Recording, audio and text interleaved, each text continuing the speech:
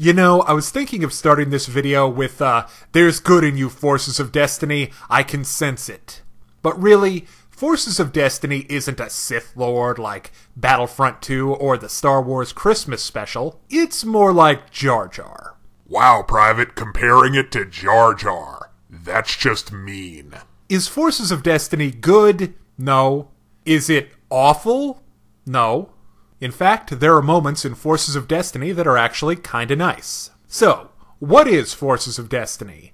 It's a series of vignettes spread across the Clone Wars, the original trilogy, and the new trilogy, featuring Princess Leia, Ahsoka, Brandy, Panda Bear, Mary Sue, and Hot Topic. Oh, and the narrator is Mrs. Mr. Magoo herself, Naz Kanata. It's the chems, kid. They give old Mama Murphy the sight. First off, Forces of Destiny really feels like it's meant for younglings. It's fast-paced, basically non-violent, and not terribly well animated.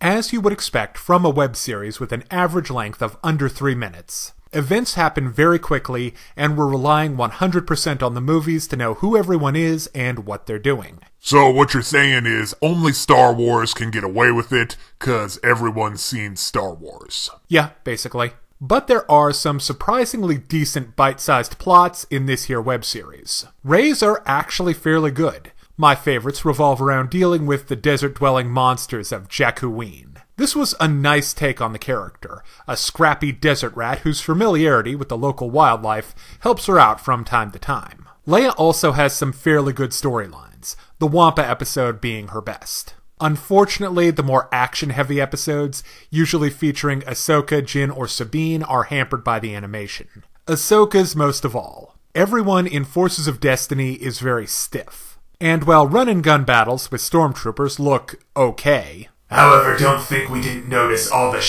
reverse shot going on. Lightsaber battles, not so much. Compounding the problem is that our heroines never actually have anything interesting to fight. Again, Rey gets the best with the Jakku wildlife, but most of the time it's either droids or stormtroopers. Well, there was that Muppet fight. Oh, and none of the action scenes do anything really cool or different, which is too bad. Now onto the art itself. There's just not a lot to say. The whole series looks like a Star Wars picture book for kids. There's a reason for that. Now, as uninspired as the character designs are, the environments are sadly lacking in detail as well. The end result is the whole series looks fairly cheap. Finally, the anthology nature of the show itself. As a general thing, I don't care for the anthology format. Everything feels scattered and disjointed. But it can work. The Twilight Zone is a good example. And Forces of Destiny is actually fairly good at making its format work. First off, there's the reoccurring characters. If you like a particular character, it makes it easy to tune in and click the next episode. I also like the framing device with Naz Kanata, but I don't think they take it far enough.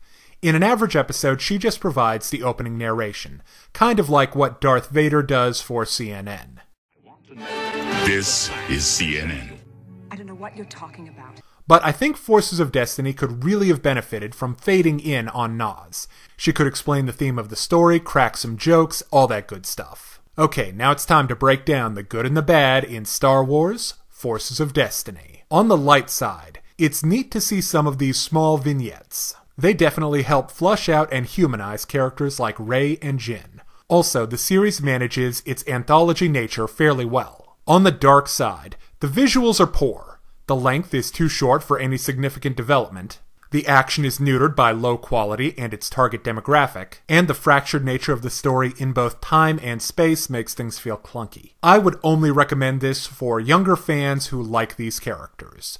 Star Wars, Forces of Destiny gets a 2 out of 5. Now, if you're interested in more reviews of anime, movies, TV shows, comic books, or video games, check out my channel right here on YouTube, and find my Facebook and Deviantart pages for video updates and more. Thank you for watching. Hey kids, today's show is brought to you by the letter 4 and the number potato! I'm a stupid private.